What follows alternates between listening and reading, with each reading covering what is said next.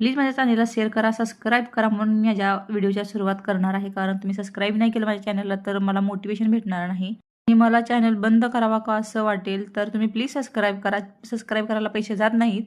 तर ही पौर्णिमा होती. तुमच्यात ही अशी पौर्णिमा करतात का? मला कमेंट करून सांगा. असे सण आला म्हणजे प्रत्येक प्रत्येक तुळशीला नैवेद्य, देवाच्या घरात देवाऱ्याला नैवेद्य दाखवावा लागतो. तर मी सगळीकडे नैवेद्य दाखवून आले. तेव्हा आत्या पोळ्या करत होत्या, तर मला म्हणाले नैवेद्य दाखव. मी नैवेद्य दाखवून आले. तर आत्याच्या पोळ्या संपल्याच होत्या.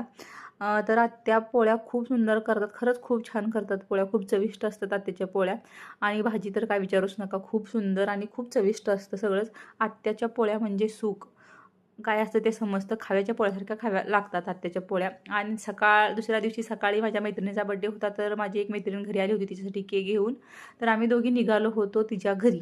आम्ही दोघीच नव्हतो, अजूनही माझ्या मैत्रिणी होत्या.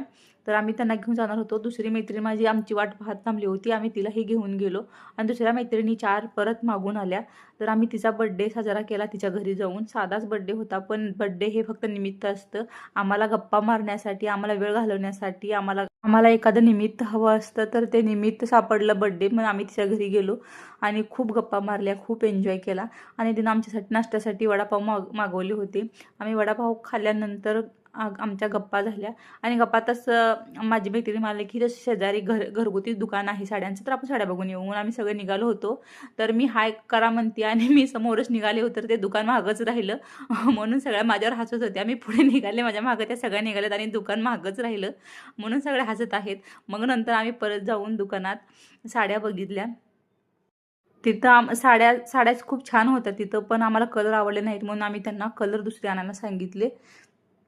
तेव्हा परत साड्या येतील तेव्हा आम्ही घ्यायला नक्कीच जाऊ तिथे.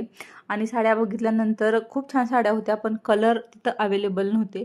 आणि नंतर मग मी मध्ये दुसऱ्या कलरच्या साड्या आणायला सांगितल्या आणि आत्यासाठी मी एक साडी घेतली होती साधी. ती आत्याला घरी आणून दिल्यावर आत्याची अशी रिॲक्शन होती. कसा वाटला व्हिडिओ नक्की सांगा. Thank you.